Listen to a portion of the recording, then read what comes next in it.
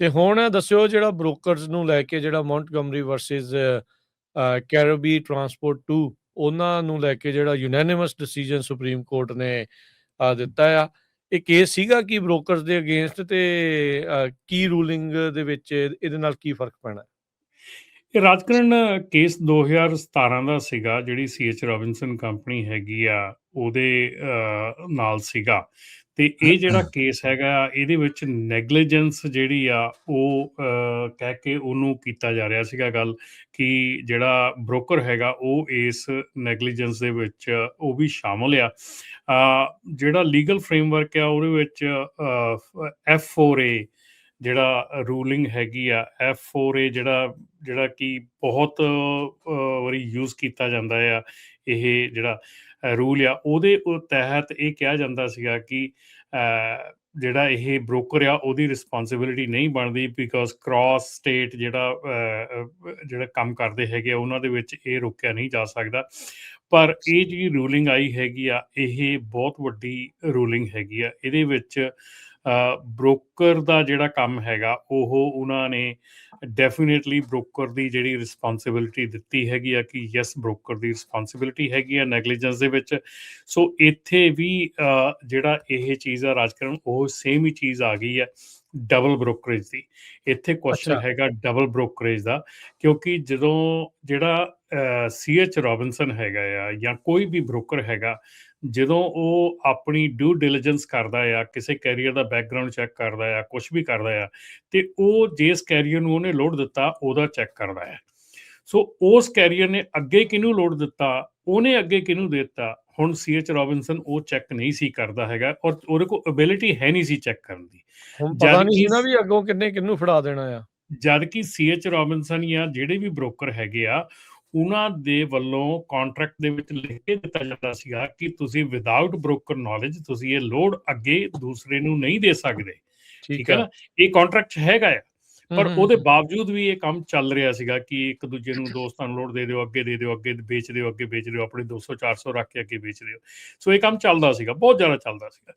ਪਰ ਹੁਣ ਜਿਹੜਾ ਇਹ ਕੰਮ ਹੈਗਾ ਇਹ ਇਸ ਚੀਜ਼ ਦੇ ਉੱਤੇ ਇਨਡਾਇਰੈਕਟਲੀ ਇਸ ਚੀਜ਼ ਦੇ ਉੱਤੇ ਬ੍ਰੋਕਰ ਜਿਹੜਾ ਆ ਉਹ ਬਹੁਤ ਜ਼ਿਆਦਾ ਸਖਤੀ ਜਿਹੜੀ ਆ ਉਹ ਕਰੂਗਾ ਹੁਣ, ਕਿਉਂਕਿ ਬ੍ਰੋਕਰ ਜਦੋਂ ਤੁਹਾਡੀ ਲਾਇਬਿਲਿਟੀ ਬਣ ਗਈ, ਬ੍ਰੋਕਰ ਦੀ ਲਾਇਬਿਲਿਟੀ ਬਣ ਗਈ ਕਿ ਹੁਣ ਜੇ ਇਹ ਮੈਂ ਇੱਕ ਲੋਡ ਦਿੱਤਾ ਆ, ਉਹਦਾ ਐਕਸੀਡੈਂਟ ਹੋ ਗਿਆ ਤੇ ਉਹਦੇ ਤੇ ਬ੍ਰੋਕਰ ਦਾ ਨਾਂ ਆ ਗਿਆ ਤੇ ਬ੍ਰੋਕਰ ਨੂੰ ਲਾਸੂਟ ਜਿਹੜਾ ਆ ਓਪਨ ਹੋ ਜਾਣਾ ਆ।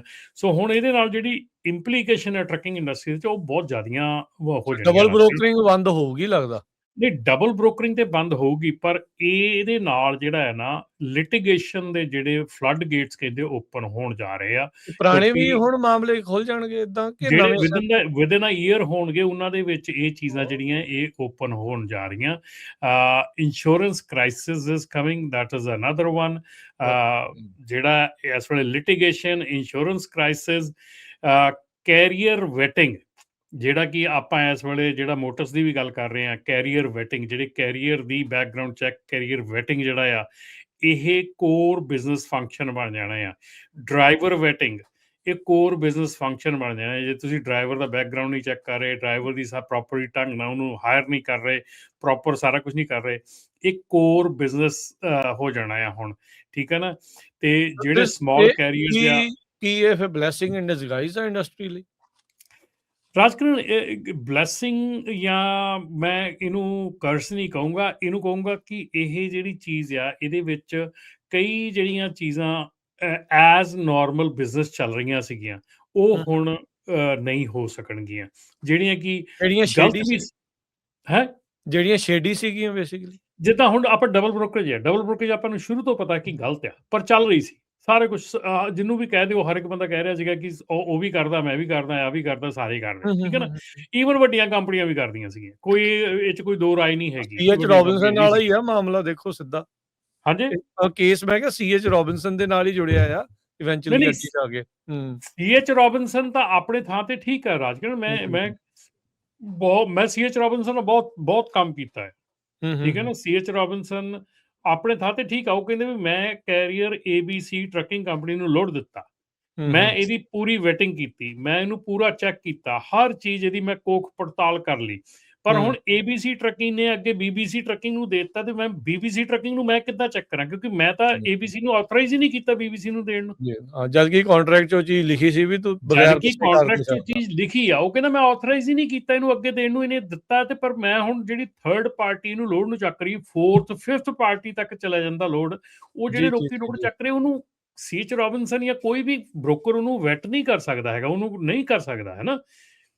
ਸੋ ਇਸ ਕਰਕੇ ਇਹ ਜਿਹੜੀ ਚੀਜ਼ ਆ, ਇਹਦੇ ਨਾਲ ਜਿਹੜੀਆਂ ਪ੍ਰਾਈਸਿੰਗ ਸ਼ਿਫਟ ਆਊਗੀ, ਫਰੇਟ ਪ੍ਰਾਈਸਿੰਗ ਦੀ ਸ਼ਿਫਟ ਆਊਗੀ, ਜਿਹੜਾ ਕੈਰੀਅਰ ਸਿਲੈਕਸ਼ਨ ਆ ਹੁਣ ਇੱਥੇ ਆਣ ਕੇ ਰਾਜਕਰਨ ਆ ਜਿਹੜੀ ਚੀਜ਼ ਆ, ਜਿੱਦਾਂ ਹਾਈਵੇ ਐਪਸ ਆ ਜਾਂ ਇਹ ਆ, ਜੀ, ਜੀ।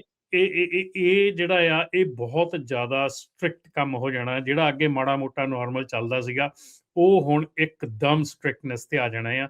ਸੋ ਅੱਗੇ ਆਪਾਂ ਬਥੇਰਾ ਰੌਲਾ ਪਾਉਂਦੇ ਸੀਗੇ, ਬਥੇਰਾ ਕਹਿੰਦੇ ਸੀਗੇ ਵੀ ਇਹ ਚੀਜ਼ਾਂ ਜਿਹੜੀਆਂ ਆ ਇਹਨਾਂ ਨੂੰ ਨਾ ਕਰੋ, ਇਹ ਕਿਤੇ ਨਾ ਕਿਤੇ ਜਾ ਕੇ ਬਾਈਟ ਬੈਕ ਕਰਨਗੀਆਂ। ਸੋ ਆਈ ਥਿੰਕ ਉਹ ਸਮਾਂ ਆ ਗਿਆ ਹੁਣ ਵੀ ਜਿਹੜੀ ਇਹ ਰੂਲਿੰਗ ਆ, ਇਸ ਰੂਲਿੰਗ ਨੇ ਆਪਣੇ ਜਿਹੜੀ ਇੰਡਸਟਰੀ ਦੇ ਵਿੱਚ ਆ ਸਖਤੀ ਜਿਹੜੀ ਲੱਗਦਾ ਬ੍ਰੋਕਰਾਂ ਵੱਲੋਂ ਅੱਜ ਤੋਂ ਹੀ ਫਿਰ ਬ੍ਰੋਕਰਾਂ ਦਾ ਰਵੱਈਆ ਬਦਲ ਜਾਣਾ ਹੈ ਨਾਲ ਦੇ ਨਾਲ ਹੀ। ਮਤਲਬ ਹੁਣ ਉਹਨਾਂ ਦਾ ਵੀ ਕਸੂਰ ਨਹੀਂ ਵੀ ਅਗਲੇ ਕਾਹਤੇ ਲਾਇਬਿਲਿਟੀ ਲੈਣ ਵੀ ਅਸੀਂ ਤੁਸੀਂ ਕਾਹਤੇ ਕਿਸੇ ਨੂੰ ਲਾਇਬਿਲਿਟੀ ਬਲੇਮ ਲਈ। ਨਹੀਂ ਕਰ ਸਕਦੇ। ਹੁਣ ਦੇਖੋ ਰਾਜਕਰਨ, ਆਪਾਂ 3 ਜਾਣੇ ਆ, ਆਪਾਂ ਰੇਡੀਓ ਤੇ ਬੈਠੇ ਆ, ਠੀਕ ਹੈ ਨਾ। ਜੀ। ਮੈਂ ਇੱਥੇ ਐਜ਼ ਅ ਗੈਸਟ ਆਇਆ ਤੁਹਾਡੇ ਕੋਲ, ਠੀਕ ਹੈ। ਹੁਣ ਜੇ ਕੋਈ ਵੀ ਚੀਜ਼ ਮੈਂ ਇੱਥੇ ਬੋਲ ਰਿਹਾ ਹੈਗਾ ਜਾਂ ਕੁਝ ਕਰ ਰਿਹਾ ਹੈਗਾ, it is also a liability of the radio, ਠੀਕ ਹੈ ਨਾ।